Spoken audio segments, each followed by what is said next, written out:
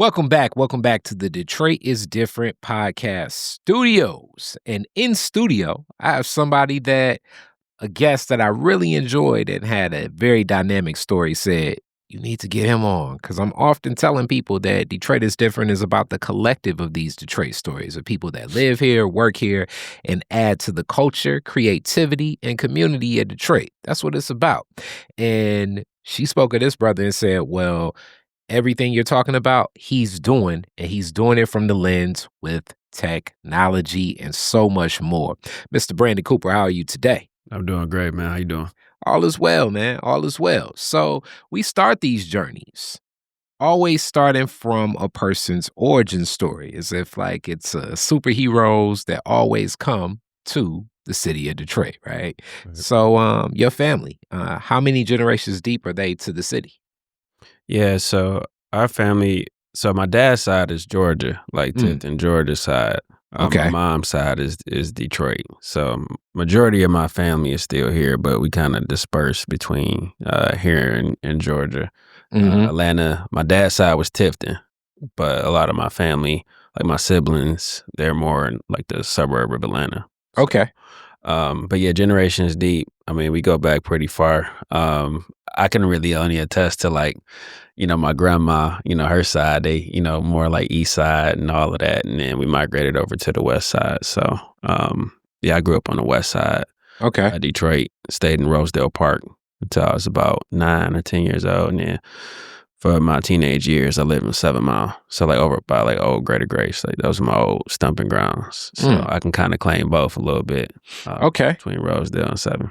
All right. So we definitely want to unpack a little bit more of that story of your grandmother coming here. So Georgia is one of those places where a lot of Detroiters have roots in Georgia, period. Yeah. So let's talk about like that background. Do you know where your grandma came from before coming up to Detroit?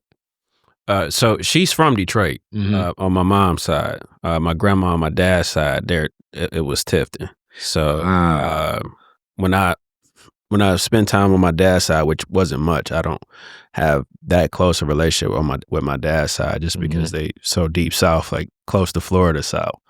But my grandma's from here. So her family, she had 11 kids. Wow.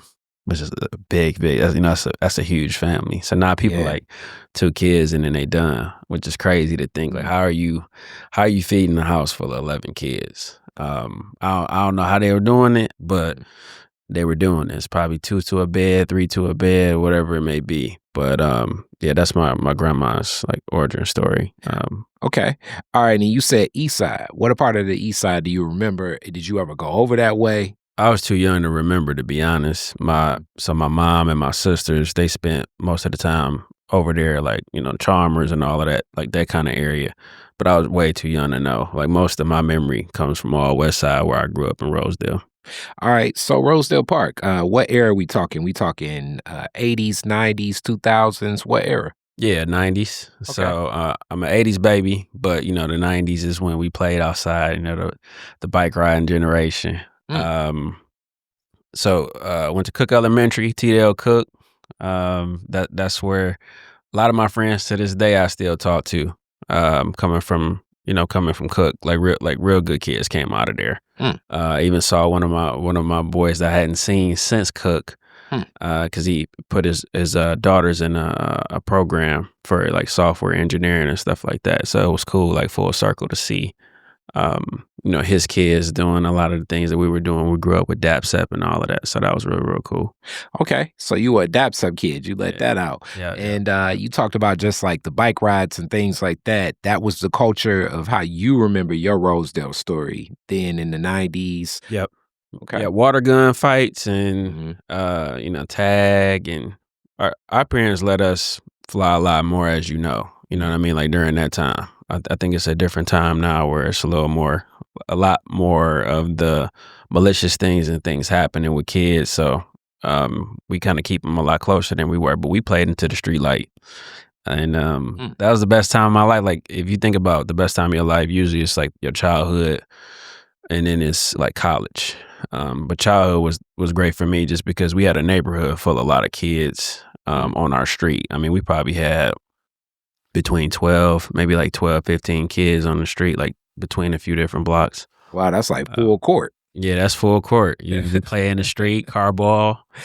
We were hooping in the street, and then we had it to where one of our neighbors had a basketball rim, and then both stayed on the corner, so we did like a full court from their garage to the other garage. And the street was in the middle, but we would play full court until the cars came by. So we were real creative as kids. Me and my one of my childhood friends, Brian and Detwine, we used to build things as kids and end up inventing a lot of things when we got older too. All right. So that ingenuity, and I definitely do believe that playing together with kids I definitely feel that my neighborhood, this block, has a lot of impressions on how I approach life and just a lot of problem solving too.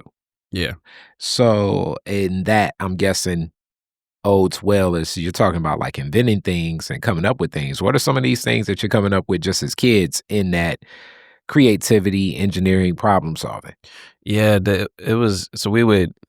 we had like it was a coil mattress, like a slippery, I think it was a twin mattress, and we would put a whole bunch of pillows at the end of the stairs, and then we would slide down on the mattress, and we would nail things to skateboards and like sit inside of them, and then we would use like ropes and everything to tie them to the bikes and pull us, and we connect chairs, make tents. We had like sleepovers. We were real young. We would make tents and things like that. So very creative. I see kids now, they into immersed in games and everything else, but during that time, we were just building things. And it definitely, especially for me, that creativity carried over till now. Okay. All right. And gaming was around. It just wasn't, you all that are younger have no idea what like some of those first iterations of gaming, though there were some kids, I do remember some of them in Rosedale Parks that they were like deep into different forms of gaming, especially like GoldenEye and what was that other game? So it was Star Fox 64, Mario Kart, GoldenEye, Perfect Dark was popular on 64 too. Super Smash Brothers was really popular, but back in the day, even before GoldenEye, we had Super Nintendo. So Super Nintendo, I think most people would agree is the GOAT system. Hilarious. I got Super Nintendo first, and then probably PS2 would be second, like in terms of rankings. But yeah, Super Nintendo, we had Mario Kart. And then Super Mario World, and then Genesis, we had Streets of Rage. That was during that time. And then Turtles in Time was on Super Nintendo. So Turtles in Time was one of my favorite games to play back then. Street Fighter, of course. You had Street Fighter 2 Turbo, NBA Jam TE. Those are the games that we were playing as kids. And then we would play a little bit, but then we running outside, going outside with the water gun, drinking from the fire hose outside. I mean, from the water hose outside, you know what I'm saying? We had a lot of fun as kids. I think it was a good mix. Yeah, definitely. I was a Sega kid, not a Super Nintendo kid, so I may push back, but Super Nintendo did have Turtles. It was back then. It would be certain games on certain systems and not on other systems for people that are younger. It just happened like that. Actually, part of the games would like be created by the game maker. So Nintendo would have Zelda. So like you play that exactly. Sonic would be exclusive to Sega. Right. That's really why I think I like Sega so much. Yeah, I actually played Sega more, but I liked Super Nintendo as I got older, but when you think of like Streets of Rage and those games, that's all Sega. Okay. And I was just about to ask about your parents. So first off, condolences on the passing of your father. Appreciate it. And your mom. What did your mom do for work? And furthermore, I guess even before we even get into work, grief. That's something that's come up in this podcast a lot. Is it is a process that is lifelong for many. I really do think that it's a part of life itself, and having that understanding of it, and it's a spiritual journey and a mental journey and an emotional journey. What was that balance like? And what was that balance like, how you witnessed it through your mom's lens? Let's talk about that. I believe she did the best that she could do. And we didn't, lights weren't off. water was never off. We never had any of those kind of days. So she figured it out by any means. She made it happen. And I think it takes a man to raise a man. It's even tougher for a woman to try to figure out how to have positive role models. And my best friends I grew up with, they were great role models to me, even though I wasn't around them as much. I just got, to be honest with you, I really got lucky. I never was in like real trouble or anything in school. My mom, she gave me free will. She really let me make decisions on my own. I could have steered and gone in certain directions and went to the wrong crowd or been around the wrong energy of people. But she put me in neighborhoods that were pretty good neighborhoods. When I stayed in 7 Mile, it was a nice neighborhood. Rosedale Park, especially in the 90s, was a really nice neighborhood. And I think that matters. And I think if you're next door, like as they say, a product in your environment, if you're, in the jungle, you got to be a lion to survive. But it's a lot easier to survive when the habitat is favorable. Okay. All right. And then also with that, I can imagine at that time is right now there's more research and data on carcinogens and cancer that's amongst us, but you're saying like we're around that same age, 80s, especially you think of a man that probably threw everybody possibly for a loop and a whole family too. Mm-hmm. You're just now, as you say, right before your birth. You're not even getting that opportunity. So this is running concurrent. So I can also only imagine her mind frame, my mom. Yeah, strength, knowing he wasn't gonna make it, not gonna be there for me. I can't imagine how much stress that is, and life is already hard enough as it is, and just knowing like, yeah, I'm gonna have to figure this out on my own. Mm-hmm. And I have two older sisters, so I have 3 sisters in total, but 2 older sisters, so she already had to take care of the other 2. And then here I am on my way, and then, with him passing, or her knowing that he's going to pass, because it was really like that. I think that's just detrimental to the mind and the energy. And luckily for me, I don't know subconsciously what was all put in there, but that stress on a baby, you putting that kind of stress that you're carrying as a mom, having a child in the womb, you're transferring some of that, and like energetically, you're transferring some of that trauma into that child. But I turned out okay. Yeah, and like I say, I haven't even met your mother, but just knowing that story already, like, am tipping my hat to, like I say, what that journey in faith and emotional strength, and as I also say, mental strength in that. So 7 Mile, you say that community, that Greater Grace community, I think of that like 7 Mile, the Lodge, towards Greater Raceway. Yeah. And that community is also one of those neighborhoods where I'm guessing you're older, but Right. do you gather and connect with the neighborhood friends, the kids? Like, is it that same way as Rosedale, or is it one of those things where it's like, okay, just a couple of people that you grab? Yeah, so the 7 Mile experience was really, really fun. And that went over to different blocks. It was like 3 different blocks. We had friends on each block. Okay. And then, but most of that was basketball. So we would go to the park, we would go hoop. 5-6 days out of the week, especially in the summer, we were hooping every single day. Yeah. We stayed in shape, stayed at the court. Wish we would have been indoor. Our knees feeling them right now. Hilarious. But nah, those were the days we didn't have no trouble in that area. A lot of friends that I know to this day still keep in contact with their mothers. In that neighborhood, a lot of people still live there. Their families live there. Some of them, like their grandmas passed, that had the homes, and they took them over, and they still stay over there. But they're like, a lot of those people are like family to me.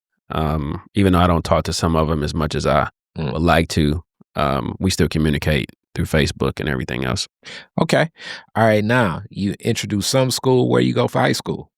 High school, went to Oak Park my first 2 years, and then I went to Thurston for my last 2 years. Okay. My neighborhood school was Mumford, but my mom she sent me to OP. and then went to OP, and then went to Thurston for basketball. My cousin went there. We was just talking. I was like, all right, well, I'm gonna just go there, and ended up going there to hoop. Okay. What was Oak Park like for you?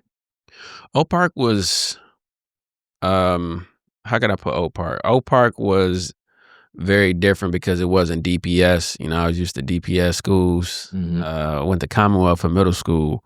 You know, that's a hood school. That's like off Schoolcraft. You know what I mean? Like Wyoming type areas. So all that was hood kids. Going from there and then going to Oak Park was a little different. People dressed differently. You know, it was more of like a fashion show. But we had fun, man. We would skip class every blue moon, like hoop in between classes we weren't supposed to be in, and me and my boy Win, we would just running through the hallway, getting back to class, you know. But Oak Park was cool. I think a lot of my friends from Oak Park, I have even better relationships after Oak Park with them than I did when I was at Oak Park. Yeah. As an adult, which is crazy, you know what I mean? Like crazy to see, because I saw them at the reunion. And it was a great night to see everybody, because some of those people I haven't seen since 2002. Wow. Okay.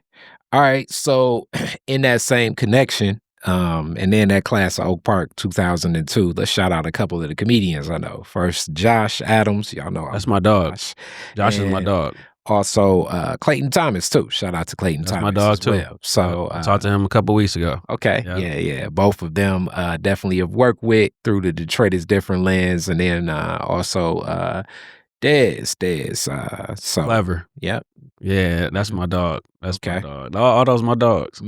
Yep. So a little bit of that culture just from their stories. I know a little bit of what that was like. Yeah. So basketball, I knew you were outside playing it, but at Thurston, you wanted to actually play organized. Right. What was, did you not want to play at Oak Park? What was the deal? Why did you want to go to Thurston to play? Because your cousin was there? What was the dynamics? To keep it a buck, so me playing my whole life, I didn't even try out freshman year. And then sophomore year, I tried out and didn't make the team, which never happened to me. Wow. I'm saying, like, making it, I'm killing and tryouts. It's a new program, but all those kids came from Roosevelt.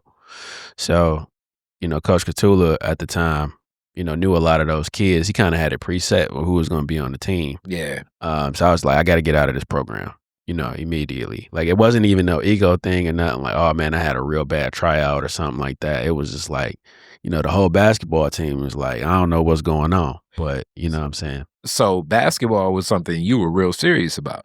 Extremely serious. Yeah. I played since I was, you know, maybe like 6. Started playing basketball since I was 6. And talent wise, I had a D1 type of talent, but it takes more than just having the talent. When you don't have a mentor, you don't have the right program. Like, you're not lifting weights, you ain't running with parachutes, you're not training after. Like, you could be the best in the neighborhood all you want to be, but it's players who have a certain pipeline and program that allows people to be successful, and then also understanding the politics. So the politics at Oak Park weren't for me in particular. So I decided just to shift gears a little bit and then end up going to Thurston to play there. Yeah, I was talking to years ago one of the student athletes that was at one of the schools where I was doing some audio work, just showing them like different things on audio and video, and he was talking about going pro. And this may be 2000 and maybe let's say 13. Okay. Well, no, a little bit later, maybe 16. Let's say 2016. So much has changed for a lot of people looking from the outside in, and the stories look good. But just from really knowing Malik Harrison and his family and that journey that he was making at Renaissance, some of these paths really start very young, like as you say, and the politics of it or just the relationships of it. It's very similar to business. The difference in business is you can have your life to do this. Yeah. In sports, because it's so age-based, like if you're usually not on that path, and I would say possibly around that, I graduated 2001. It was probably around that, like, when we really started seeing players go pro. Probably Kevin Garnett, Kobe Bryant changed the game of just that whole concept of like, let's just walk up, and it becomes more of a business even for students. And, now they're looking at fourth graders like this will probably be the first pick in the draft. Like, and you all think I'm joking. They sponsoring through Nike and everything. Yeah, I'm talking about. So like if you're talented, but you don't have those relationships, if you don't have, as you say, like the training regimens, you haven't been to the right camps, you haven't been engaging in the right with the right people, even like the story of somebody like a Tracy McGrady, it just also happened to the right person. I remember this in the interview. Right person dropped out of of one of the Adidas camps. And it happened to be not that far from where he's staying in the middle of Florida, but it's just not looked at as a place where people play basketball. So him getting there was like, oh, this guy can kind of play basketball. Put him in the spotlight. Exactly. Yeah, put him in the spotlight, put him through the pipeline. And and then even like players that can hoop, like you mentioned Malik and Joe, like Twan Porter had game.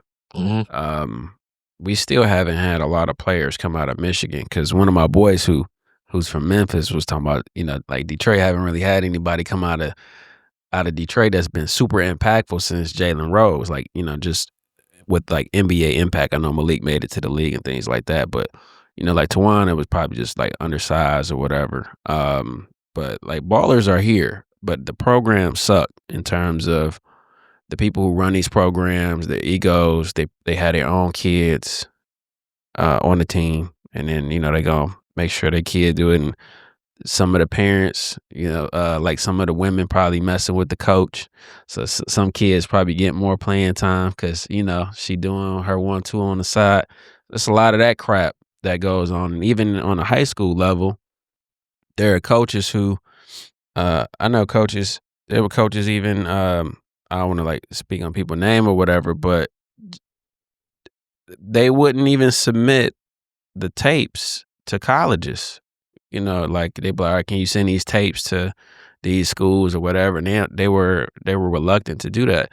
So it's just weird stuff like that happens in the politics of sports. And I think sports needs some type of committee, like an unbiased committee, where it goes through a certain pipeline up to college, to maybe even starting from middle school up, where a pipeline can be tracked to help these kids, to prevent those things from happening, where you can do assessments with parents and kids to say, well, maybe this school might be the best option for this kind of way you want to go. Because if you go to the right school, you can probably make the NBA. If you go to the right college, you might go to a D1 college that may not be, Kentucky and all these other schools, but if you can go to a Florida International or whatever, I believe they're D1, but like a school like that, and you can flourish a little better, it's better to choose a school like that, to where 20 points is 20 points. You know what I'm saying? You enter in the draft, like you're a bucket getter, you create muscle memory.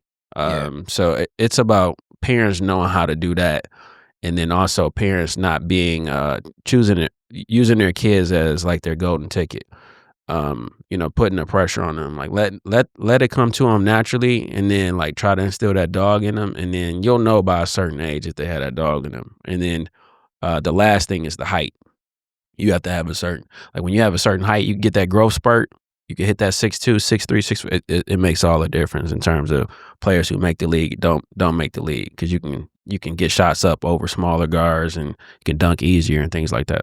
I definitely, everything you shared. And also on the flip side of that, the football pipeline in Michigan and Detroit specifically, like right now it's very fluid. Last year we did my first fan event, really going to engage with little league moms to interact with pro moms. And there's so many professional players in the NFL that are from Detroit now. So many more than even when I was a kid. So like if these programs and these institutions build those pipelines, build those relationships, that's really what it's about. So I do think that the opportunities easily could exist in basketball as well. But it's going to take some different changes foundationally.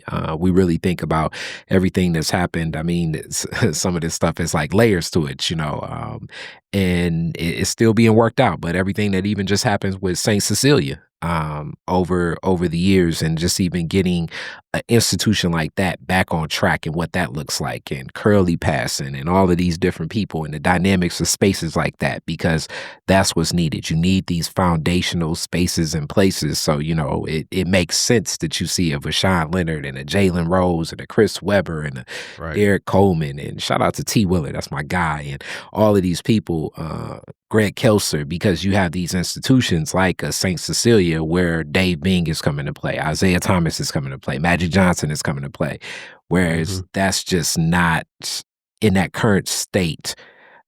Even like the league that I forget it in LA, the Drew League and things like that, that clearly could exist here, but it just takes incremental steps and the right energy to be poured into that. I see all the work that Derek Coleman and that definitely kind of touches with T, and a lot of those are doing, and I look to see that grow upon. Now, so from Thurston, you go to HBCU, I'm guessing, because that's what you share. But where do you go? I went to State. You went to Michigan State? I went to Michigan State, yeah. Okay. I was, the decision I made was between FAMU and Michigan State. It was the last day decision. Wow. I'd already got into State, and then I got into FAM. A couple of my boys I grew up with, they ended up going to FAM. I ended up going to Michigan State. One of my older sisters went to Michigan State, and she had took me on when I was young. I remember I probably I had to be like, maybe like 8 or 9. I'm probably mess up the age, but I remember what it looked like by the ice rink and going into the dorms, and I think they had Burger King in the Union or whatever at that time. And I remember all of those things, and I was like, yeah, I like this campus, because Michigan State has a really dope campus. So I was like, yeah, I'm gonna just go to State. Okay. So you're on campus at State, early 2000s. And I often say that State has a different energy welcoming, like in the predominantly white institutions of Michigan. I think Eastern is probably one when it comes to like attracting Black students. Yeah. But State does really well as well. What was your State experience like? State was, I had a good hybrid of friends too. So Thurston was about 50-50. It was about half white, half Black. So it was more, it wasn't a culture shock for me going to Michigan State. I just ended up having a lot of friends, and you had certain dorms that had more Black people than not. You had Hubbard and you had Brody, and then Brody has its own dorms on like that side of campus or whatever. But State was dope, man. We partied real hard freshman year. Sophomore year partied real hard in the beginning, and then it started to subside around junior year. But I was already knowing that college wasn't for me anymore. I left in my 3rd year, so I dropped out of my junior year, and I needed something different. So I ended up moving to Atlanta. I lived down there for 11 years after that. Okay, so, and you talk about your family already being down there. Was your family in Atlanta at the time when you moved? Yeah, they were already there. And we're talking now like 2005, 2006. 2007. Yeah, 2007. Okay. So this is like completely in the Jeezy peak ATL, bro. Like, you talking about like a blessing in disguise. Man, being in the A around that time was crazy. Peak Gucci, peak Jeezy, peak Tip. Like, it was post Outkast per se. Like Outkast obviously was still running, like, but Outkast had disbanded. Yeah, they were the Genesis years before that. You know what I'm saying? When because they're the ones that opened Atlanta up. But man, partying down there during that time, man, it'll never be replicated. I think from 2007 to 2000, and I'm going to say like 14, 15. Wow. Unmatched. Okay. Unmatched party scene. Nothing like it. Where are the places you going? What's the vibe? What is capturing the attention? Because we hear so much about that era.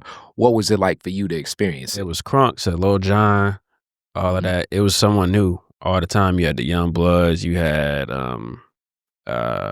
who else? Like Gucci mixtapes were going crazy. Jeezy was going crazy, obviously, but it was party scene. So we were at places like Gold Room and Manchity Line, SO, You could party in Decatur. You go to Velvet Room. Velvet Room was one of the most popular places. And then getting a little older, you had the strip clubs. Obviously, you had like Magic and Strokers and Onyx. Like Onyx was like a regular club that people used to just go to, and then that kind of broke open the entire scene. But wasn't any fighting going on. Like you could just party. And then if you wanted a good hybrid, you can go to Buckhead. You can go to certain places where they had mixed crowds. I forget one of the popular places out there, but like now, yeah, like Rose Bar and all those places. I don't even know if they're still open, but it was so many places to go. Club Miami, man, you could just kind of hop. Okay. Kind of hop, and it was just partying, man.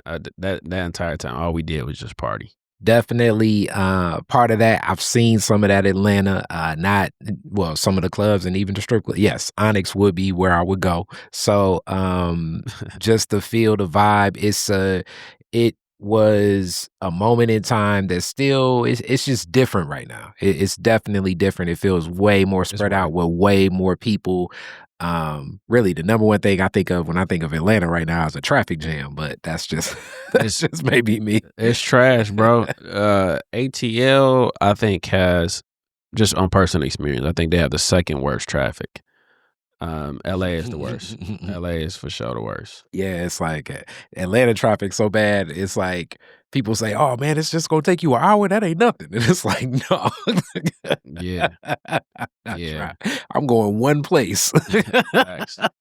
But back then, you could get at least, it felt at least maybe, young mind. It felt like you could go to at least 2, 3 places in one night, and it wouldn't feel like that. Right now, no. No, it's because everyone has moved there, and the vibe is different. The energy is different. When I went down there, it's a lot slower. Now, obviously, if you live in the burbs out there, you can have a good experience. But just in terms of like the scene, and it's people that aren't from there, even though I'm obviously from Detroit, going down there, a lot of the people that are there, like the crime and stuff like that, it wasn't as prevalent. No, it wasn't as prevalent as it is now. Like Buckhead, people kind of go, they turn Lenox Mall is just, I don't even know what it is now. It's a circus. It's definitely it's a circus now. It wasn't like that. It was no. You could go to Lenox Mall and not have any issues. And Phipps Plaza is a lot, has always been a lot more like the pristine mall to go there, but it's night and day different, bro. 9 day. So when you're down there, what are you doing? What, not present day? No. What are you doing during your time in Atlanta? Oh, so during that time, I worked at the credit union. I worked at Circuit City until they went under, like right into the recession. And then Jeezy dropped recession. Obama and all that happened. And then after that, I worked at a credit union. So I was an IT manager there. And after that, worked for Apple. So I worked for Apple around 2013. Okay. All right. So in these spaces of technology, what's like piquing your interest? Are you just like doing it because it's like, okay, this is cool work? Or is it one of those things where you're actually going home working in technology even outside of work, and that's really where your interest is? Yeah. So the missing piece, connect like the puzzle pieces. So I was with Universal Music Group during that time when I first, I don't want to say when I first got out there, but was signed to them. And then I saw where the energy of the field was going. I was like, well, I want to go into tech. I just want something a lot more chill. I realized like that life wasn't for me. You know what I'm saying? But my uncle got me into computers when I was in my teenage years. He would have all these computers in his basement or whatever. He would teach me things. But then I just kind of circled back. It was more of like a full circle moment where I was like, well, let me just, we've always been consumers of tech. And then, Circuit City, I was just selling stuff and everything there. And then I was like, all right, well, I want to be a builder of tech. So I was like, well, let me just start getting into the field and just start poking around, like looking into how to get with a company, learn the ins and outs of it. Apple obviously is one of the, top companies to be with. So I was with Apple for 7 years. Wow. Okay. I was gonna say, so Universal Music Group, I'm guessing you're performing. Right, correct. Okay, and you're there in Atlanta as this is happening, but you're also witnessing this shift because that is that time where, as my rap days, and I remember my producer's like, "Why you still want to press CDs?" It's like, "'Cause I can count them," Yeah.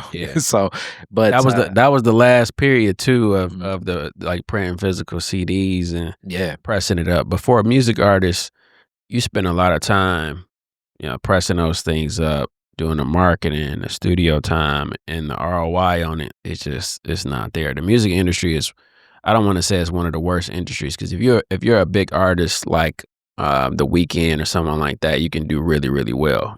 Obviously you can do deals with Live Nation and like if you're a Bruno Mars type of artist, but if you're an actual rapper, it's just not for you. You know what I'm saying? It's not a good space to be in. Not to mention, all the stuff that's happening with rappers and everything else. I kind of had foresight on a lot of those things. So I was just like, nah, doctors and lawyers, they can go home to their family and be chill. You know what I'm saying? Like it's really, especially present day, it's just no benefit of being famous. So it's just a lot better to kind of duck off into different industries that's a lot more chill. I concur with you on many levels. Some of the most dangerous moments in my life have been associated with being connected to hip hop, even though I love the art form, I love the music a lot. But the understanding of it and a lot of it is exactly like what you said, because like on one hand, as they say, it's going to be people flashing thousands of dollars in front of you and weapons and things like that. And then it's like, it's like, hey, can I just get some money to go home? And it's like, oh, you crazy, It's So bad. like It's just a bad energy yeah, industry. yeah, that It's a really bad industry mm, to be in. So I got out of that quickly. mm, I experienced that. And I think singers is cool but just the life that comes with it is way more fast paced and I'm a lot more chill, family man kind of dude. So I'm just like, well, mhm. let me gravitate towards tech and then having those job opportunities and then especially Apple, I was, completely able to segue. Okay. And then I also want to add this as you talk about the technology. The other thing that's tough about any musician, and I'd even put the weekend or the large acts, it's like you're going to be furthest. Now, you may be first to get paid up front, meaning like you'll get advanced some money, but you're last on the list when really the pie gets cut up. Which is crazy. And you're the one, especially if you're the one writing it. Right. You have to be a writer. You have to understand what they call like mechanical royalties and the money right now is in shows for music artists. Yeah. And I'm just more of a fly on the wall, just like looking at the industry and stuff, but because I'm not active in it obviously, but they're making money off shows, and then some artists are getting 360 deals. Like you said, even when they advance you the money, that's money you got to pay back. So Yeah. It's a loan. independent is where it's at. If you look at artists like Tech Nine, Mhm. they understand the business of things. Tech Nine shows are sold out. You know Yeah. what I'm saying? Like there's a different frequency too for certain artists. There are artists who speak on violence and attract violence and all these kind of things, and then there are certain artists who are more to chill. Nobody gonna bother you. J. Cole, like, conscious, Kendrick, you know what I'm saying? Mainstream conscious is what I would call call K Dot and Cole. And Mm. you have like the Tech Nines who are like, they could probably walk past most people and people won't know where they are. But, Tech Nine is on the Forbes list, for being in music because they understand the business. And then Mhm. you have the other, like the most impressive artist to me is Wiz Khalifa, because Wiz Mm. Khalifa didn't have a big artist. Like 50 Cent had Dr. Dre, Eminem co-sign, Mhm. J. Cole had Jay-Z co-sign him, Big Sean, respect to Big Sean, Kanye West, like, these different artists that help them hit another plateau. But Wiz Khalifa straight went from that piff. He was putting all his mixtapes and everything on there and went real independent, you know what I'm saying? And then did the distribution deal. I think he had with Rostrum Records or whatever. But then now, he's now branded into cannabis, obviously, which is his swim lane anyway. But he was doing that where it was like, oh, you shouldn't be on camera, smoking weed. But Wiz was like, nah, I'm gonna be Wiz and do me. And now he's elevated himself to, because most of like a lot of our people aren't going to a Wiz Khalifa concert. But Wiz Khalifa has people from all over the world. His show is sold out. I'm very aware. And it's funny you bring up Tech Nine because closer to like some of my last days really being active performing. We're doing my DJ. I got some tickets to the Smoking Grooves tour, and my DJ was DJing. Shout out Drummer B, especially everything he does now with Space Bounce and all of what he's doing with Ghetto Tech and Techno. He was at Movement, maybe at Movement tonight. You know, we recording on Memorial Day, but during that time, it may have been like 10 years ago, and we're looking at Tech Nine, and I'm like, that's the guy you got to follow because I used to work in a record store, and then I started looking and following. But he has a whole top to bottom machine, as you're talking about, like vertical level market. We're talking Claude Anderson, Black Labor, White Wealth, you know, where it was, you know, the tour, it was a Sunday night, and then it picked back up in Chicago on Thursday night.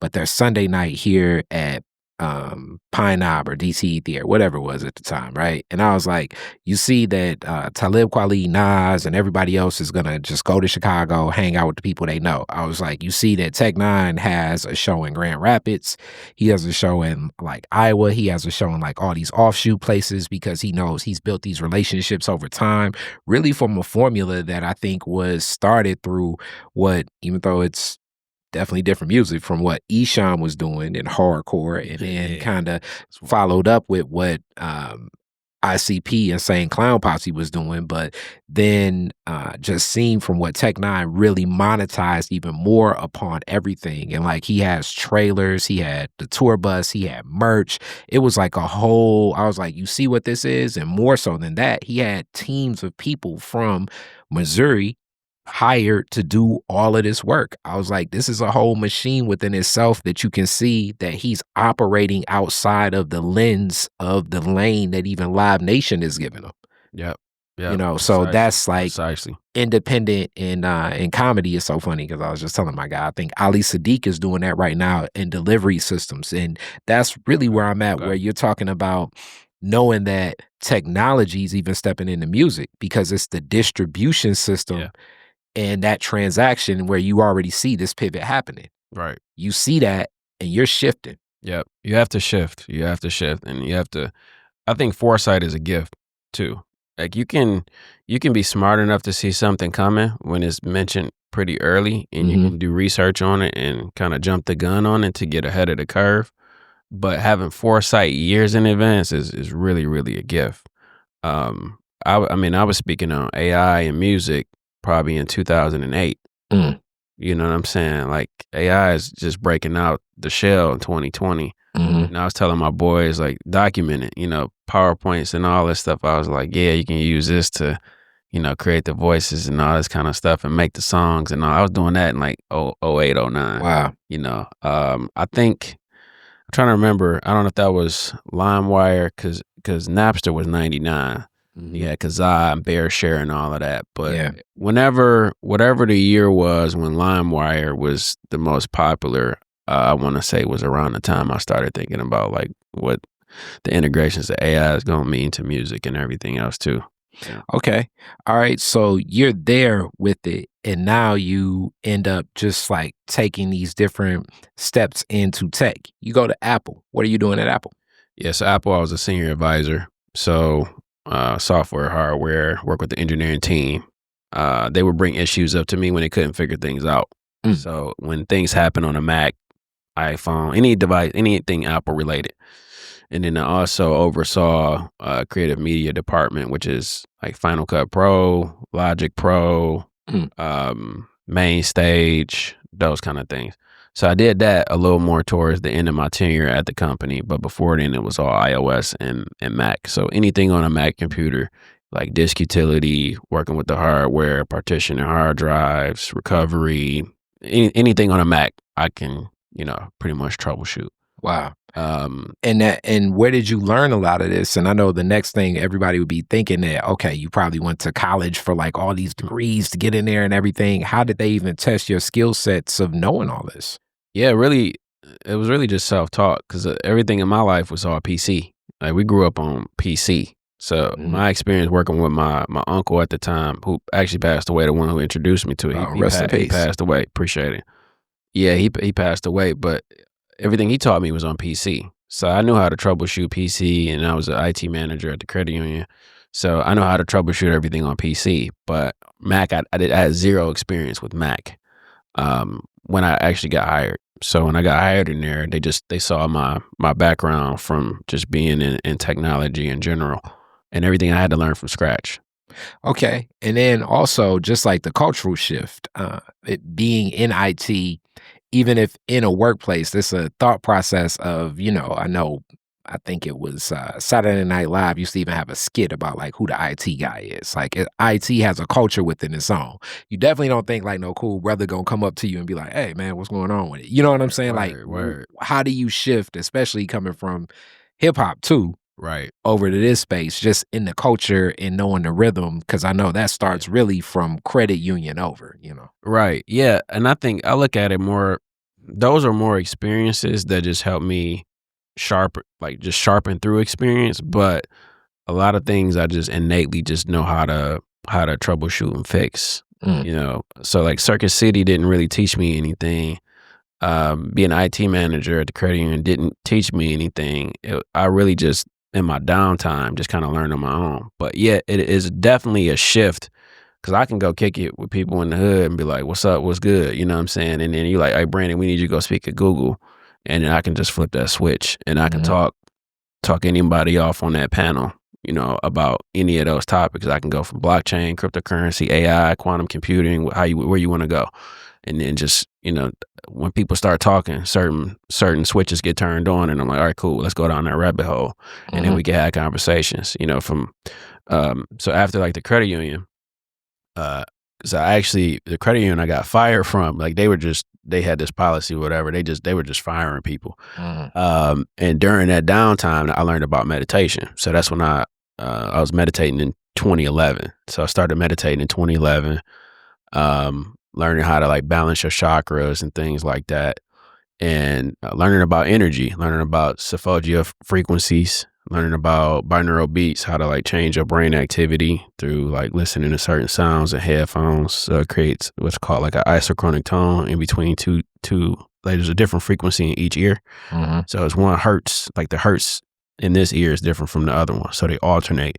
And when they alternate, it creates a different frequency in the middle in your brain, and it changes your brain activity from when you studying and all this kind of stuff. So I started learning about all of that and Qigong and all of that, and how like moving energy in your body create like removing blockages and things like that. So when I got on that path, it was a wrap because I understood like, okay, this universe is my playground. So I can manipulate energy to download information. And then I created my own audiobook called Wires, where I talk about the symbiosis and how the human brain is like a hard drive of a computer. So if you watching the news or you listening to violent music and all that, you really just downloading viruses into your hard drive. mm, Now you have to spend time getting those viruses off your computer, your body. mm. And then like prayer is almost like an outgoing call. I consider meditation to be like downloading software from the internet. So you're downloading it into like from the consciousness of like the quantum field. You're basically like downloading information into your brain. Your brain is like an antenna. So during that time, like 2011, I learned about like the third eye and the pineal gland, where it's a gland in your brain. It's your third eye. You've heard of third eye, but your third eye, it gets soft when you meditate. So it actually allows you to absorb almost like an antenna. You pulling in information like intuition, foresight, all these kind of things. And when you don't meditate, it's hard like a marble. Or when you use fluoride toothpaste, it hardens your pineal gland. So a lot of people don't have intuition. A lot of people don't have foresight. A lot of people don't have like gut feelings and all these kind of things. We have gut feelings, but like intuition wise, it's heightened by 1,000 when you start to manipulate the third eye and the things that you can like foresee, create. And it comes from a supernatural power, Mm. so to speak. So learning about all those kind of things changed my life forever, and it was really just to the point of no return. What was the trigger to get you to dive into that? After they let people go from the job, I was like, all right, well, it was a depressive time for me. You know what I'm saying? You broke, trying to figure it out. It kind of forces you down certain lanes, and then I was like, man, with me not working, I actually have time to read. Mm. I actually have time to just learn and research. And everybody else is at work. I'm reading. Mm. I was like, the light bulbs start going off. Like, what the secret, especially in America, is knowing that there are forces that are pulling you in distractions Hmm. and illusions. Hmm. And when the world understands that everything is a construct that was created by some higher entity, higher power, or whatever, not like higher power God, but I mean like, people who run the system, they want your time and your brain. And then that's why television is called television programming. That's why you watch your favorite shows, but they're gonna slip in that Sky Rizzy and all that stuff, and the ads with the people laughing and smiling, but they saying it give you heart attacks, diarrhea, and death, and all that stuff. So it's a program you download to your brain. Our parents' generation, they watch the news before they go to sleep. All they doing is just downloading that negativity. So when you leave the house, you attract that energy, and something happens at the corner store or whatever. That those kind of things attract from an energy frequency. That's why a lot of the music artists that are out, they get all of the rap deals and stuff now, because they're getting paid millions of dollars to poison the black community. So young black parents, they don't even use clean versions when they have kids in the car, and they're playing, a King Von type of music or whatever. That music is just, it's not empowering. So it's a frequency. Everything is frequency. And I think, and it's not a knock against people who are doing it. It's just it's an awakening moment where people need to realize, okay, we need to watch what we consume. And whatever you consume, you start to vibrate. You're actually training the cells in your body to, tick and vibrate. Like, vibes is short for vibration. People are like, I don't like his vibe. I don't like her vibe. That's short for vibration. We've been saying vibes our whole life without saying vibration. Like, I don't like your vibration. Like, you giving me bad vibes. It's a bad, like, someone walk in, you just like, you don't even know him. It's the first time you see him, it's just murky. Like, it's something behind their eyes. You're like, I don't know about him. You know what I'm saying? Like, Mm.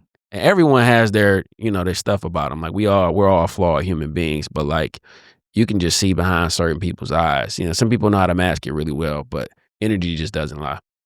I would say this, you're unpacking a whole lot that, boy, it's like I want to go on a couple of the Khary classic Detroit is different rants on, but let's start with meditation. I definitely think that as I follow a couple of things, and even you speaking about Qigong, which is shout out to Bryce Detroit, and that reel right now, as we're talking currently, many people talking about the breathing, respiriting, respiration system, as he said. I was like, yeah, that makes sense. I can follow some of this line in logic, and just speaking from your diaphragm, breathing from your diaphragm, how that can align and go through your heart. You talk about the gut relationship to the head, and a lot of this is it sounds out of sorts because it's not necessarily what we're used to hearing, but much of what you're aligned with, especially when we talk about meditation, and I'm big into meditation myself. Um, and it's a calmness, and I like the way that you expressed it, and I can concur on many things within it. And I often find myself through meditation, really my realm of meditation welcomes in a lot of the energy and the spirits of a lot of the ancestors that I feel like are always with me. But that's the time to really Yeah. connect and pull in that information. Right. And I do feel that through those walks and paths and meditation, similar to the people that really get deep into practicing Tai Chi, the Yeah. deeper you go, you can get into different realms of what we consider, I know this about to scare people, reality. And these different arcs of reality, it's an alignment there, but that preparations you talk about with that third eye, knowing where you're going, knowing how you're traveling, and all of this is so different from each person. And now I want to talk about hip hop, as I say, the art form I love most. And I've said this on this podcast a lot, and you being a person that's performed it as well, your take is going to be a lot different, possibly than others that I share it with. I think that hip hop, I think the King Von music should stay the same. but I think that it just needs the right preface and the right disclaimer. It needs the right context, because that's really what's so missing from some of the stories connected to the flippant manner of not just the violence, but even the arcs that I'm gonna call into like a reflection of like self-hate that you can be. I like it. I like that term you're saying, like download into it. Like energy and that presence that stands, and even to the other term you talked about, on that vibration and on that frequency.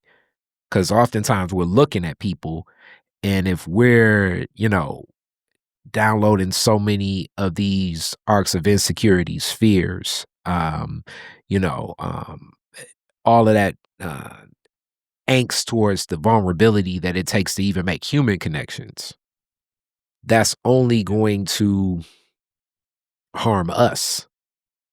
And depending upon the lens, as you even talk about with the news, Lord knows I live in the type of neighborhood where most people would be like, oh, it's crazy over here. But it's back to like what energy you come with, how you Yep. connect with people, and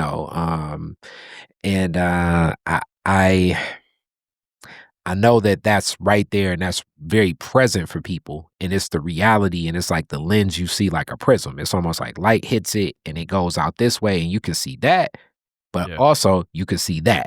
So it's like, what do you see? Do you see that, or do you see this? Or do you see the light that you didn't even look in that direction? And this long explanation of how I think we're consuming and how we see things, I really do have to uplift. It definitely has some impacts that many people, I don't think, can even get back to. You talk about that intuition, just the logic of having understanding and moving forward from some of these same tragedies, because that's the biggest challenge that exists in communities like this. Hence, Yeah. why I'm really pushing forward, and that's going to move forward. Shout out to Donovan McKinney. It's going to happen. We're going to do it together. But I really want to do a why would you shoot somebody for them? Because guns are so prevalent in our society. Just American society itself is seen as a conflict, as a tool of conflict resolution. Whereas most times in my life, just from the whole concept of the way that violence is presented, I've never really seen it resolve the issue like it does in the film. Real life, even if, your cousin is a stick up kid, meaning your cousin is a person that goes around and robs people using using a gun, right? It's not like that. Usually that person turns around and that he gets shot, and the family of the stick up kid says, yeah, he kind of had it coming to him. No, I haven't seen that reality. I've seen the reality. I don't know why he didn't give it up. Why he got to kill my cousin? And then it just only escalates, and it stays in these pockets of grief and angst and violence and causing more chaos. It's like one thing becomes more chaos. And I do believe in the Eastern philosophy of, in chaos, it comes opportunity too. And a lot of those opportunities is many engines that can capitalize on, even our healthcare system, like you speak of. I mean, that's the biggest industry. So it's like, if people ain't sick, we ain't gonna make no money. But it's also back to like all these other problems, because if you are calm, because that's the other advantage with meditation. If you are calm, if you have that time to be reflective, if you can sit back and not be moving fast, that kind of slows dollars from moving. You're not going to be as anxious to like get some food or blow some money, or buy this jewelry or buy this trip, or ain't no telling, I don't know, buy this drug, buy this gun, go out and be violent with somebody and then pay this lawyer. It's like, if you really get more reflective about all of your actions, you're going to make a lot less actions. Yeah, I think a lot of things in our community look irreversible when you have kids having kids, and then if you don't have fathers that are around, because all the fathers that I know that we grew up with, we don't have a deadbeat generation. You might know some. I can't speak on like the people but people I went to school with and all that are excellent fathers. The generation before is a lot worse, and then now you have this like Gen Z and these kids that are coming up now. They're the genesis of their guidance. I don't know where it's going because they don't have morals, they don't have manners, they don't know how to open the door for a woman, they don't know how to be patient. You talk about conflict resolution, violence and stuff. I think hip hop is one of those driving forces of violence. I think it should be shut off. I think music with violence in it needs to completely be banned. I think like Dolores Tucker and all of them were trying to do it in the 90s. It would have actually helped our community. It's made it much, much worse when you think about it because it's not positive. You can have your Commons and Most Defs and Lupe Fiascos, but those people, like Common is an actor now. Music isn't paying artists the way that they should be paid. So they're going into different industries, which I completely understand. But a person like a Common should be able to feed his family off going platinum or going gold, and then now you have streaming and everything else. It's just a different landscape. But I think the frequency, I think we need to discern the difference between rap and hip hop, and you try to merge the two to say, oh yeah, well this person rapping about this is hip hop. That's not hip hop. Hip hop is Most Def. Hip hop is Talib Kweli. Hip hop is Rakim. Certain artists, not to like pinpoint certain artists, but like there are certain artists that just shouldn't be considered hip hop. Mm-hmm. But I think all in all, just certain artists just shouldn't be able to do it. Like you look at all the music videos, see these young kids, all of them are using their hands as guns and everything else. It's a contamination, man. And it's polluting the entire fishbowl. And it just needs to be shut off and banned completely. And I guess I would say that like D-Lo the Boss Man, large rap artist, as you would say. Definitely, I would say, I don't think I've listened to one song from D-Lo the Boss Man where it's not talking about selling opioids or selling cocaine in the community. With that, the arc and what that represents, even in that energy of it, I do think that it's a context for that. And then I don't necessarily think that the reality is as stark as sometimes rappers portray it. Like they say, like, I'm gonna keep it real. Like even shout out to Bodie James. That's probably like my most watched Detroit is Different piece on YouTube, and his stories of selling opioids, using opioids, growing up with a father that was a police officer and all of this other stuff. Like it, I think it's a context for this, but the challenge becomes, like you say, I know that this music is marketed really to 8, 9, 10, and 11-year-olds, which I don't think at that age you can contextualize the layers of what's going on. Subconscious know what's happening. It's subconscious programming. Mm-hmm. Like people don't think you're emitting a frequency through sound. Like if I asked you right now to give me a full day of one of your second grade days, you couldn't do it.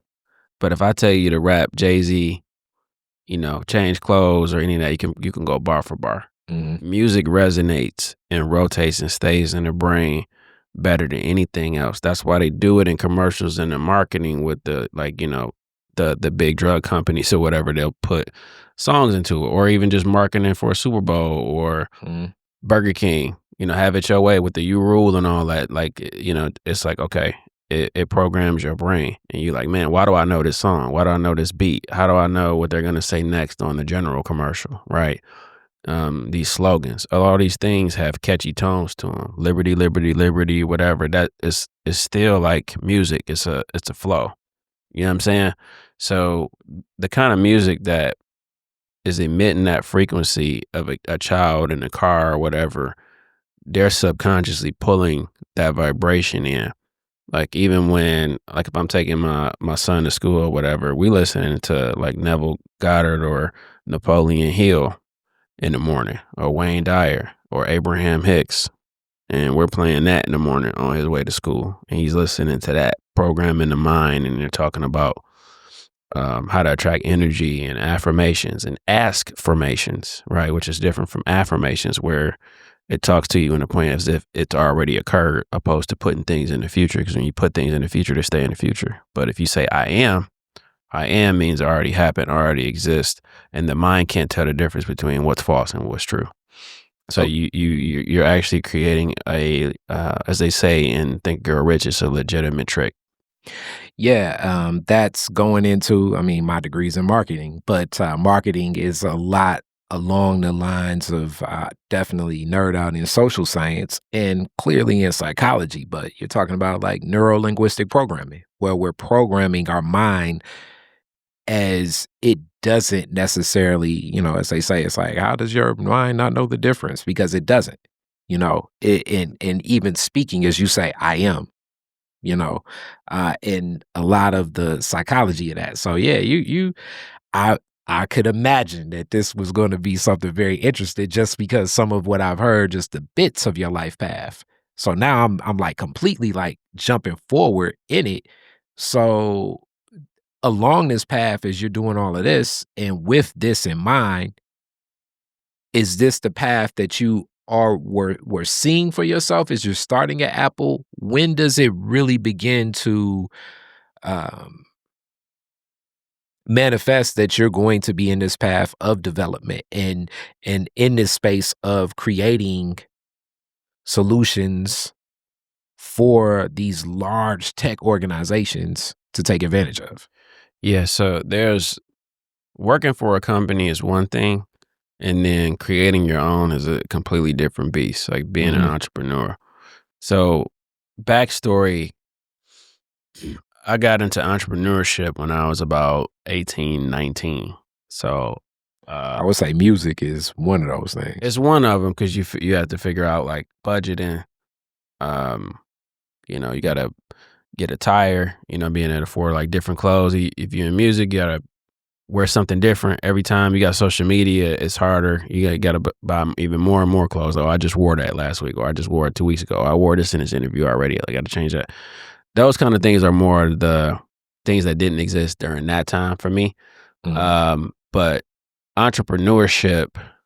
So let me like at 19 when I really took it serious, it was network marketing, mm, and I had I was even on. I remember I was even on campus, and I was building up the organization you build, which called your downline and all that. But people are like, oh, that's a pyramid scheme and all that kind of stuff. But what it teaches you is cold calling, teaches you sales, it teaches you team building, teaches you doing meetings. All that stuff was it's really like the movie Slumdog Millionaire, where, as things start to occur, it unveiled the answer for the test that you need later.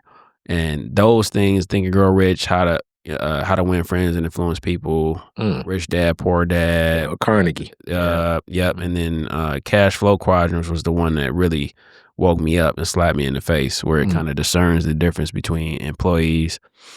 There's like 4 quadrants. So if you can imagine almost like like a chart that has 4 mhm, different squares. There's an E quadrant for employees, S quadrant, self-employed, B quadrant for business owners, and then the I quadrant. And then learning like the tax benefits that you don't get being an employee. Self-employed people, it's a great thing, but it's almost like you own a job. You can't really leave. And then the business quadrant is where you have a business, your business is running. You can kind of leave, take vacations when you need to, whatever. And then the I quadrant is like Warren Buffett. That's where money is making you money. Compound interest. You've made investments. You're not even spending your own money. You're kind of using other people's money. And I saw a video on that when I was still in college. The first time I saw it was Catchful Quadrants was my freshman year of college. And then I circled back and got serious about entrepreneurship and circled back into network marketing a few years later. And then ended up leaving college, stopped doing network marketing. And that's when I started to delve into like Apple, these kind of things. So while I was at Apple, I still knew I needed to escape, right? I still mhm, needed to figure something out.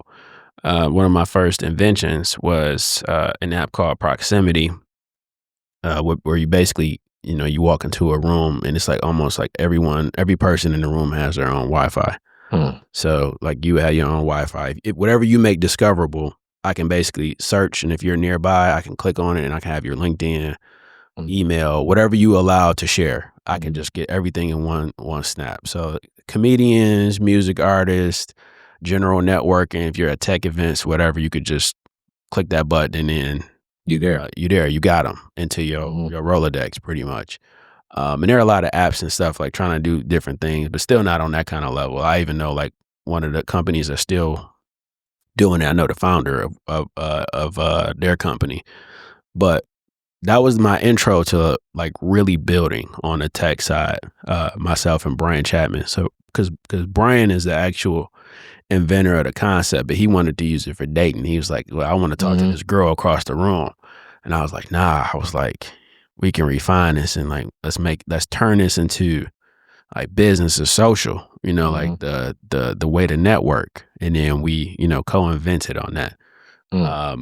Yeah, that was the intro. We did a lot of different projects. I did another project, his company, we made a beer pong app for like beer pong trick shots. This was like when the App Store was first rolling out. We were probably the first African American app to hit the App Store. I don't know what like that data was, but at that time it was more. All right, it wasn't a thing. And let me for Black founders. Let me let people know, because in my journey, I've done some apps for some different people. So getting in the Play Store, that's where like the Android Google stuff is. It still takes some tasks, but it is a lot easier. Getting in the App Store, creating anything where you're developing for Apple-based products, and I'm sure you know this because you were working there. It's other security clearances. It was developer clearances. It took a lot of steps where it was like, yeah, we could do that because we've done some things through the Play Store, and they were like very insistent on like, people need this on the iPhone. We got it worked out, and even to this day, I keep paying my developer licensing for Apple, and I don't even know if I'm gonna ever use it again. But it's just like, hey, after all I went through, I'm keeping that rolling. No doubt. Yeah, so hats off to that, because I don't think people have the understanding of like the back and forth that sometimes even just getting there. It's a lot, man. It takes. It's a lot. They can reject it. Oh, you don't have this clause in here. Yep. We don't like this in the privacy policy. We don't like this in the terms. This is draining the battery, so you have to put that. This is gonna, drain the battery like this in there, and you have the legal in general. You got to make sure you have a legal firm behind you. The screenshots of the App Store items, like having the graphics, and you have different dimensions, different devices. People on different Android ones, like, oh, do you want this to work on an iPad? People have no idea how hard it is just to do something as simple. I know that sounds like a contradiction, but it seems simple, but it's not. It takes a lot on the back end for founders to, you do years and years of work, and then once it goes live, you're really just starting to work. Yep. So you're starting again. It's almost like starting over. You've built this house. Okay. Now you have to run the restaurant. You've built this building. Now you got to run the restaurant. Okay. So in that space, where, you keep developing, you hit the ground running. I can only imagine at that time, it was an era where everybody wanted an app. Then it started shifting where people were like, I don't want to download no apps. Where are you at in the arc of that pivot in the development and everything happening with your business during that time? Yeah. So during that time, just getting it approved just felt like success in its first right. And I do want to preface that to any entrepreneurs that are listening to this episode, to treat doing what you do as success and not the result that comes from it. And it might sound like bad business advice, because that's not business advice. That's more of on a personal level. Because when you don't attach something to a result that happens, you become successful, like you are. Like when we talked about I am, that makes you successful. If you have 100 people using your app and they're daily active users and they keep coming back, cater to those people who appreciate your app. Don't think you have to have 1 million to be successful. There are people who have 2,000 followers on Instagram. They have more money than people who, claim to have all of these followers and these different people. Don't get confused by a lot of the surface things. But yeah, during that time, there was a period where people were like, no, I don't want to use any apps. But I think what changed it was like Uber and Airbnb, when you have apps that require, like Apple could build some of those things into their devices if they really wanted to, but people wouldn't even use them. They would still use, because those companies specialize in the transportation and what they do. So you had apps like that, and then now you have like Spotify, Apple Music. Because that was really the intro for Apple, was really iTunes and just using apps. You got iTunes Music, you would buy a song for 99 cents.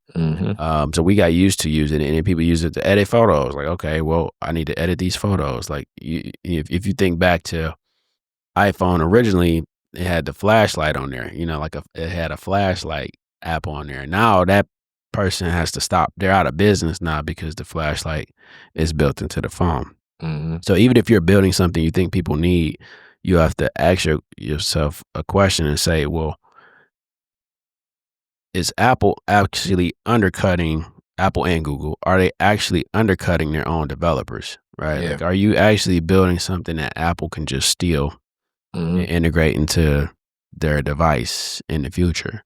And if that answer is maybe, yeah, don't go spending 20, 30,000 to build, because building these apps is very expensive for the average entrepreneur. And if you're not backed by venture capital, angel investors, friends and family in the Black community, I mean, almost is non-existent. So, make sure you find a mentor and ask a lot of questions before, if you're a founder listening and you're trying to get into entrepreneurship, you need to know what you're dealing with so you can save thousands and thousands of dollars.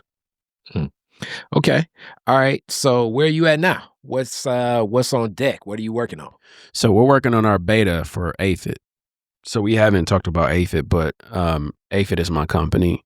After I left Apple, I knew artificial intelligence was coming.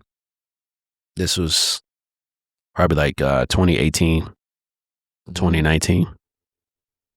And Apple was overworking me, and a lot of my friends and family, we all have them. Like ourselves, we've worked jobs. We like, man, this is just too much. I mean, it's just too much. You're like, most of your day is gone.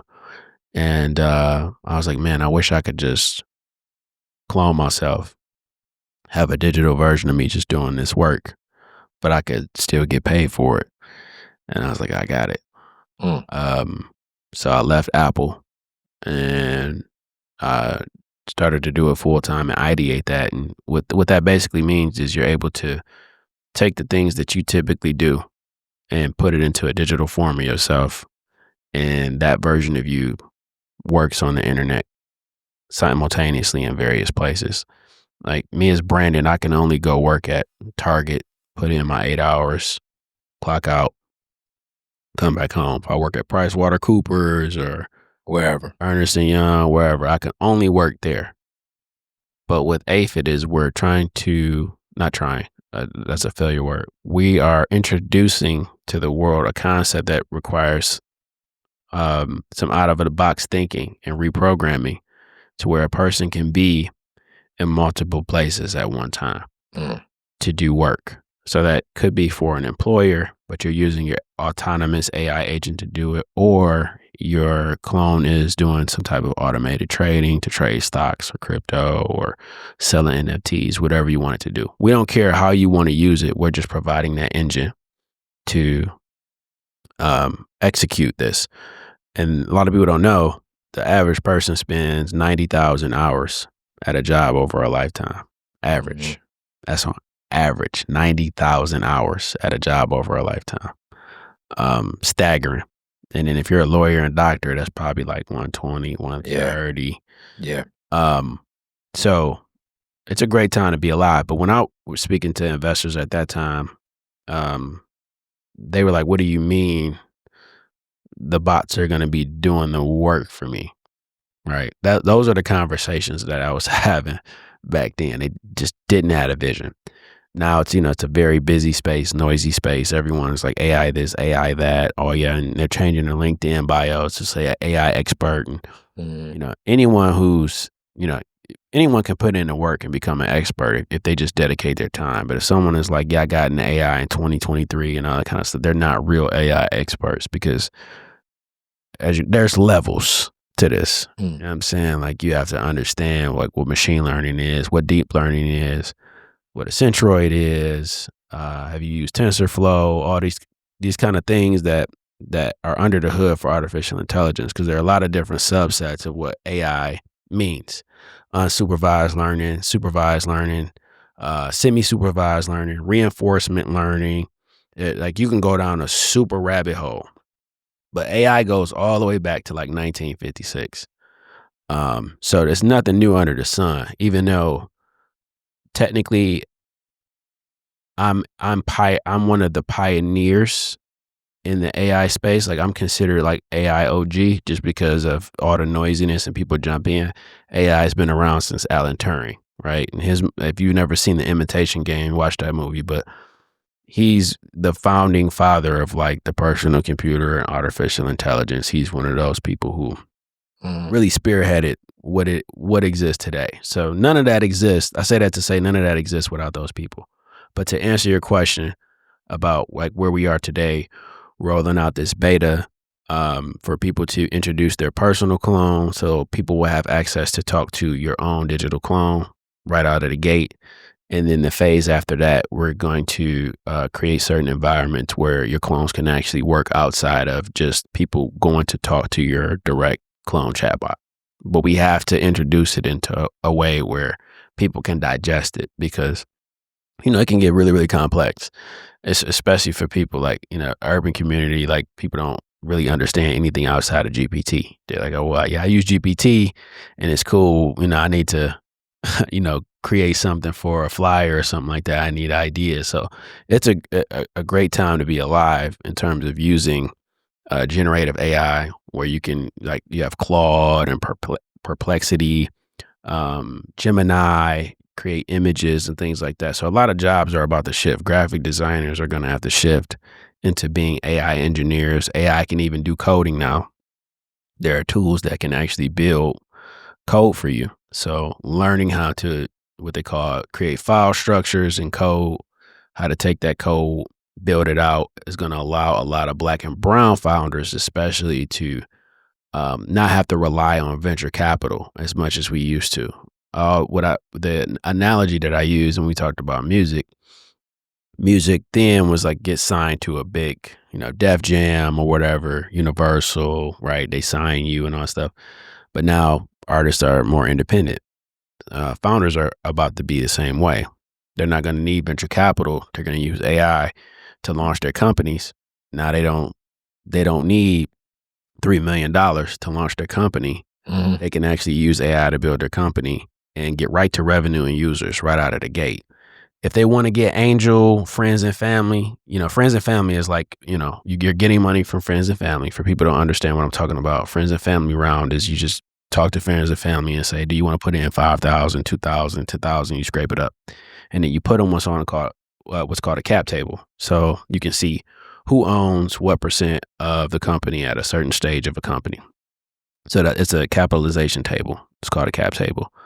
After friends and family, you're like, well, all my family members are broke.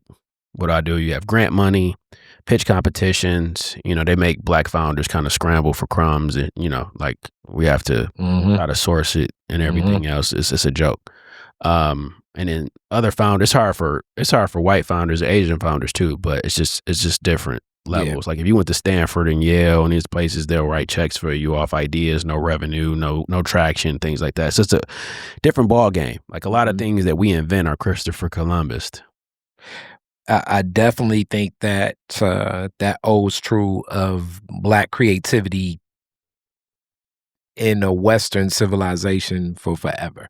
And I also would say that a couple different things. Man, you hit on so many different points, but I'm glad you're here to, in that presence, to open up and share that. I do think, as I'm using AI tools as well, and I definitely am not an OG in any development of it or where things are. So shout out to Saj Fleming. Saj was one of the main people, like, maybe like about 5 years ago, like, yo, you need to hop on top of some of this stuff. And then, like, slowly but surely introducing some other people to it. But I also, like, most times, even going back to like my studio days, like I slowly know how to integrate and introduce a software or a technology. And, next door, I'm running into like an error with something new that I'm downloading for an extension for my Premiere Pro right now. That it's like, okay, let's go through this system error and figure out what the boot is. Like, I do think one of the,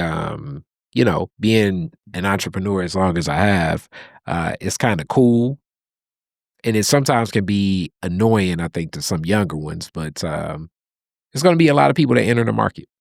They're not going to stay. I don't think their commitment is there. Like sometimes I believe that knowing where it's going matters so much. Like when I made the shift from analog music recording, meaning like a sound recording board that I could touch and feel, to the digital recording board. Like the digital recording board makes so much more sense to me because I knew the hardware of it. I knew what was analog. And I think some of the same things are very true even within AI, because AI, as we talk about it, it's sexy because it's a term. It's similar to, in 2000, like, is it going to be a .com? Is it going to be a .com? It's like, if you weren't actually, if you weren't in the candle industry, it really don't make a difference if you got candles.com.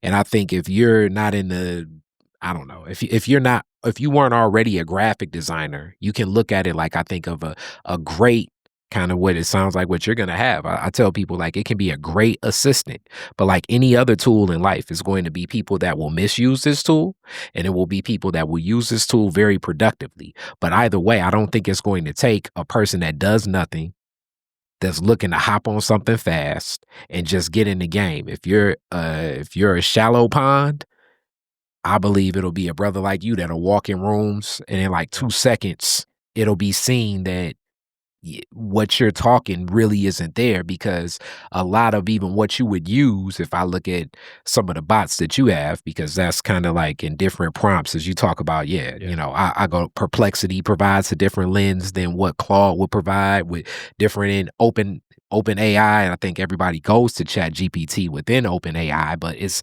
so many other systems within inside of it, and you can have different bots, but your bot is what you do. So even if I came to look at your bot, I'd be like, oh, I don't know what this, you know what I'm saying? I'm not in your world. So on one end, people were saying like it's going to change the workplace, and yes, there are going to be a lot of jobs that shift, but it was a lot of jobs that shift even from automation. And we know the impacts of the automation industry that it had on Metro Detroit. There will be shifts. For automotive? Yeah. Yeah. So that's really just physical robots. They're going to be, I mean, they're already doing the paint and everything else. Like no one's painting cars, by hand. Everything is done through machines. So it's going to be robotics maintenance. Is charging them up. They'll be able to self-charge and stuff in the future. But companies like Boston Dynamics have made a lot of strides in terms of introducing people to like the physical robots, and that's going to look different for the healthcare industry, I believe. I mean, it's surgeries right now. I was going to say robotic surgery is going to be a lot more precise. So, people are going to say, well, do you want we could do the human surgery. It's going to be cheaper. But if you do the robotics, it's going to be more expensive. They could upsell it if they wanted to and say, well, this is more precision during the surgery, but it can, they can use machine. Go ahead. I was going to say, I mean, it's already, my family, like, where it is now, it's kind of like that. Dental surgery, and I think that like most technology arcs, it's going to be very expensive at first, and then as other people kind of learn the technologies, then it'll kind of level out. But I do believe that, and shout out to Tawana Honeycomb Petty, that always talks about the ways that technology specifically impacts Black communities. I think that it can be as constructive of a tool, but we will be aware. But that's where it's great to have a brother like you that's in this space, that's understanding of what can happen, and not to necessarily have so many fears about what could happen if we can have really, this is 360 back to what you say. The intuition of where this is going next, where you already have your passion, where that assistance could go. Do you connect with that? And that's really when I walk away from this interview, I'm gonna be thinking to myself like, yeah, because if you're not really seeing where this could go, then yeah, you're gonna get lost in. Yep. And we're in the, you could technically call it like the bubble, like the .com bubble. There's a .com bubble, Mhm. AI bubble. Mhm. Most people, they're jumping in this space and they're jumping on. They're just Trying to get some money. yeah. And I equate everything into society right now. If I had to sum up society right now, I would say the phrase would be attention is a disease. It's you know, when crimes and things happen, people pull out their phone first, opposed to checking on a person instead of like calling the police or calling emergency. Everyone wants to be in the know first. They want to be the first with information. That just comes from like ego, all of these things where, you know, some people just need to probably microdose, do a mushroom and like get rid of like the death of the ego is the most important thing that we can do. And that gets rid of the pride issues. And we all have things under the hood, just like the movie Inception. Inception really is a tell-all tale that just tells people like everything you have going on under the hood, you have to go down there and fix it. Otherwise, it's going to float to the surface. And trains and everything else is going to appear in your reality, and not like a physical train, but more like a train wreck of life because you don't have yourself under control. But attention is a disease, man. I think when people jump into space like, yeah, I'm an AI expert and all these kind of things, and like, yeah, sign up for my workshop, it really waters down the people who've been in this space and who are really, really building and really know what's going on. I think it's great, but it's gonna subside. Like things go really Very high, much so. like NFTs. Like everyone was metaverse, and it's quiet. No one's talking about the metaverse anymore. NFTs, and NFTs is gonna come back. So Yeah. NFTs is gonna come back, but NFTs is gonna be used for art. NFTs are gonna be used for music. NFTs are gonna be used for like real estate. Intellectual property, like that's what NFTs are going to be used for. And then they have like RWA, now they call them like real world assets, those kind of things. So all of that is going to gear towards real world, what they call real world utility. The introduction to crypto, the introduction of NFTs, these things are going to bring the fatty people. The introduction of AI, this is I'm calling it introduction to AI, but this is like what mass adoption. This is what's considered mass adoption. This is fatty for people. They're going to jump on. And in 2-3 years, everyone in their LinkedIn bios, AI is going to be gone and it's going to say quantum.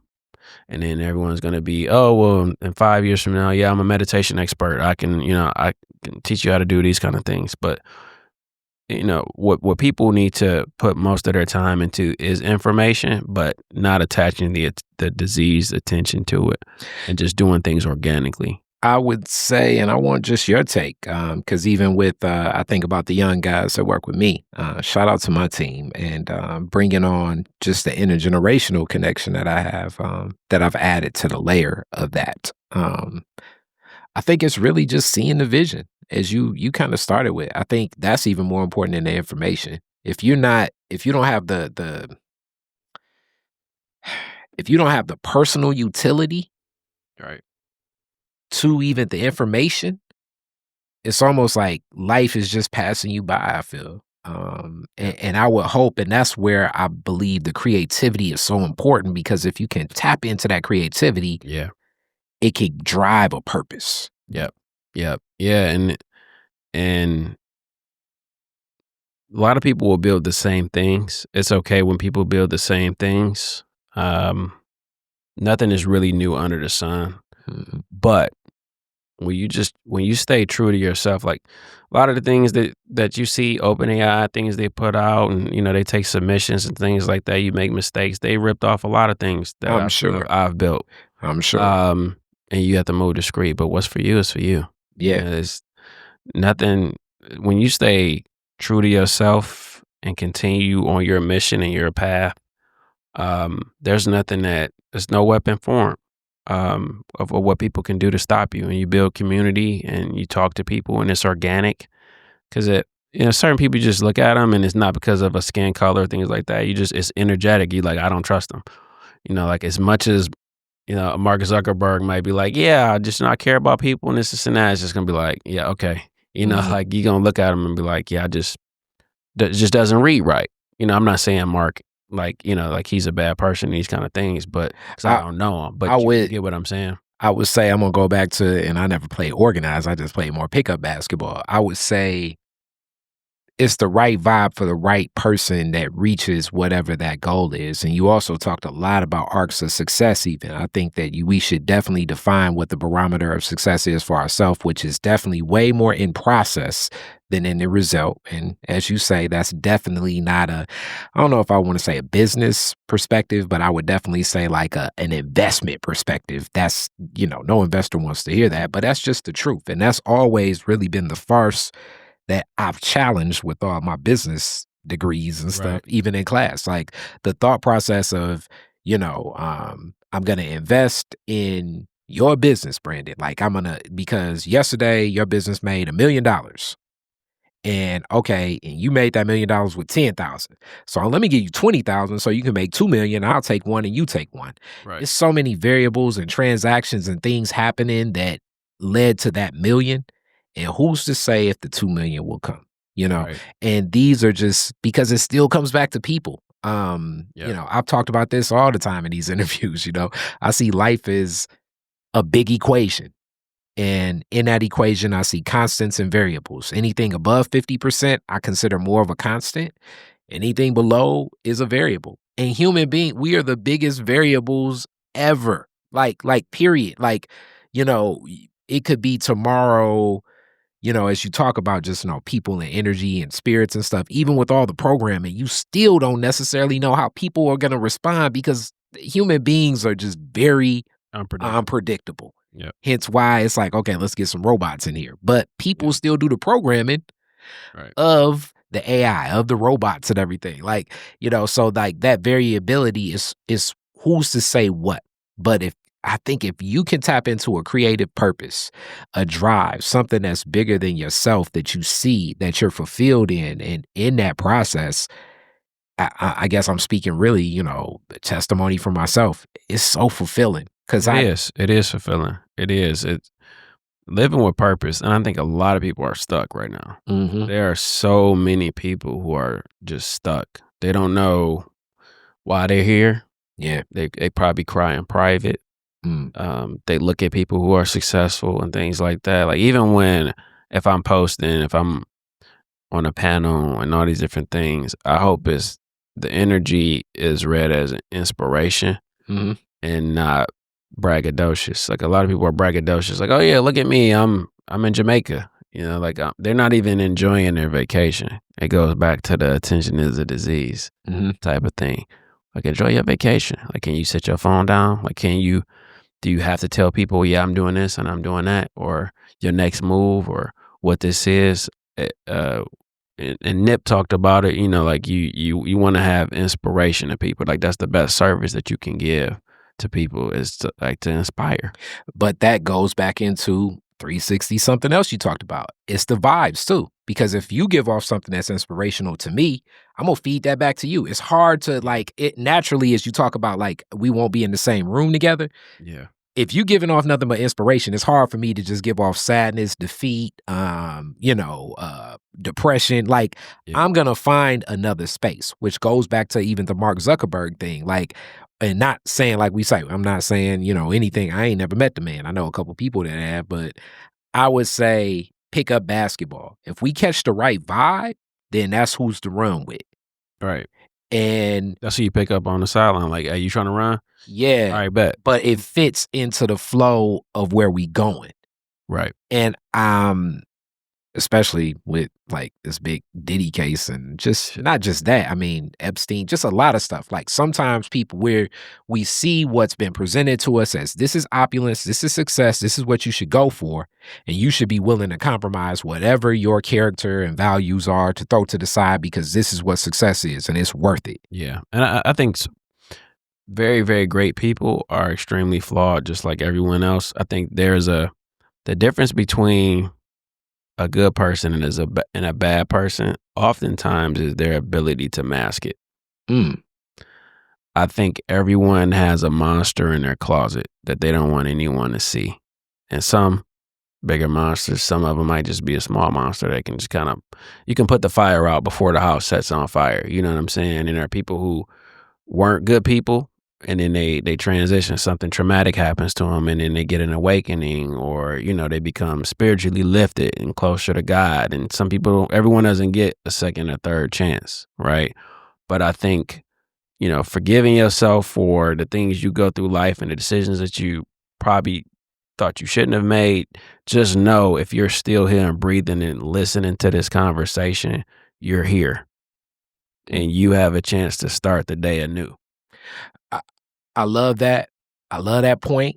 And as we transition to a close, I do got to add this. And Lord knows, it definitely is not in as high of a vibration, but I do think that this is aware that people should be aware of. And this is one of those challenges when we deal with power dynamics. Some of that ugliness and some of those monsters, but yes, everyone is flawed. We're born into sin. That's one of the arcs in Christianity that I agree with. Now, in agreeing with that, our path and our journey through what that is and having that courage and character and whatever those noble acts, which should feel more natural and more fulfilling to us, will be walked.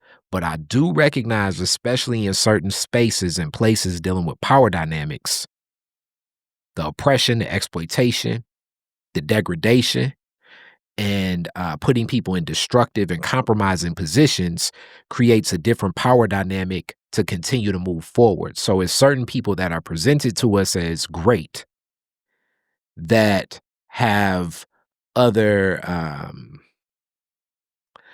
other controlling mechanisms of them. Usually a lot of those insecurities and fears, what they're vulnerable to while they're in that position. So that's another thing that I think a lot of times people need to sometimes walk with pride. Sometimes you're not in that room because it was already known that the energy didn't match that room.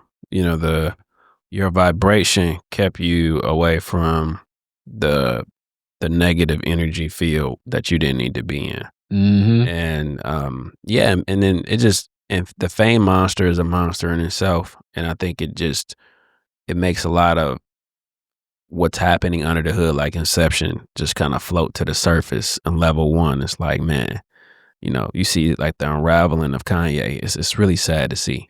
I mean, not just really sad to see. Even on a small, like you talked about, you'll have a news appearance soon, and I've had a news appearance, but just even, we talked about Josh. Here go a classic Josh story. When Josh was opening at the Fox, it was so funny. I'm just sitting with Josh and just the people calling him. Some people they got his number through other people. Like, hey man, you gonna be doing something? I wonder, can I come on stage with you? So sometimes the energy is the energy connected to all these other people because they're projecting that, like, okay, through this opportunity, when I meet Brandon, because Brandon's going to be in the room with Jeff Bezos one day, and I know, like, I love Brandon. Self-absorbed. But the minute that I go there, then you know what I'm saying? Bezos going to really connect with Detroit is different because this is, I watched 2 articles of him, and then, like, that starts weighing on you, and that starts weighing on you, and then people start responding to you different. I mean, you've been an athlete, too. It's like it creates a new strange reality. And you talk about especially a guy like Kanye, I assume he probably hasn't had like just that real person saying like, yo, if you don't take that Ku Klux Klan outfit off, what are you doing? I think in this circle, you know what I'm saying? Like, what are you doing? I think for Ye, it's definitely probably should be on medication. I don't want to very much so speak on someone, but very much so. To me, it seems, because he said they diagnosed him with being bipolar and stuff when he was younger, and I think Tupac has some of that too. Like they have these really great points in them. Gemini. But then you can see when, like the movie Split, you can just kind of see when a different personality kind of kicks in, and the entire mood changes, right? And with that, some of that grounding, and I definitely think that there are medications, but as much as those medications, it's those energies of being around those people that'll be like, yo, my G. You know what I'm saying? Like, I'm not going to entertain this. Yeah, some people have ego, and need to be grounded, and then other people need medication. Some I think people need both. I would say both. But sometimes the brain activity of a person who's mentally ill can't control it. Like they can meditate all they want, but if you're bipolar, it's just something you can't control. You know what I'm saying? I think there are some exceptions, but most of the time, the celebrities and people we see, a lot of that is their ego and certain. They forget where they come from, and they feel like they're higher than thou. You know what I'm saying? That you have to keep good people around you, and the problem is you don't know who's leeching you, what's organic and what's not. And people know, like usually who, people that you're around, you kind of know who was there before. And there are also instances too where you meet people who are extremely successful. I was kicking it with Lily Singh in LA, and she talked about me for 25 minutes. That's deep. And she was like, man, what you doing is really, really dope. You know what I'm saying? Like, we talked about her, obviously, but like, her background and story like that. But yeah, she looked like she was inspired. You know what I'm saying? Like, that's really, really dope. And she done been with Will Smith and The Rock and done award shows and roasts and things like that. Super, super successful. But energy recognized, real energy recognizes energy, good energy. I love it. And I love that you share that. And that's a great place. I'm looking forward to the growth of this. And thank you so much for coming to Detroit is Different and what we're doing here in building, because your story really is connecting a lot of pieces. I know for a lot of people that it's like, damn, how do you even get there? No doubt. I appreciate you having me. I'm glad to be on the show. Respect. All right. So now classic Detroit is Different questions. Your very first car, year, make, and model, year you got it. Oh, man. Technically, it was a Dodge Dynasty. Okay. Man, like a burgundy joint. I don't even know the year, man. I'm a completely mess up the year. But it was a Dodge Dynasty. It didn't run. So that was man. It was like my sister was like, yeah, you can have it, but we just never got it fixed. And then, but what I would technically call my first car, what I was actually whipping, was an 85 L Dog. Oh man. I got it off I'm trying to remember the name of the place on 8 Mile, but I got it for like $800, dog. And I was riding in that old school. It was burgundy with the beige inside, had the sunroof and everything. I was riding like a old, with the old school L Dog. That was my first car. After that, I had a whole lot of cars, that broke down, and that was kind of like my life story. Okay. What was where's the first place you went with it? Good question. I don't even know the answer, man. It was probably work. I used to work at a nursing home.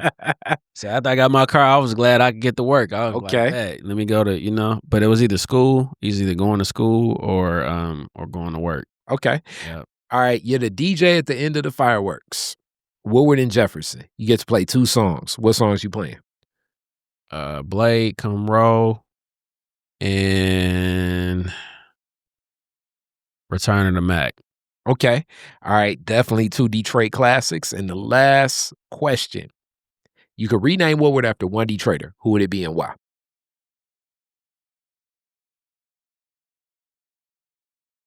See, like Rosa has her own street, right? So, Stevie's from here, right? He is from I want to say Muskegon, but he spent a lot of time here.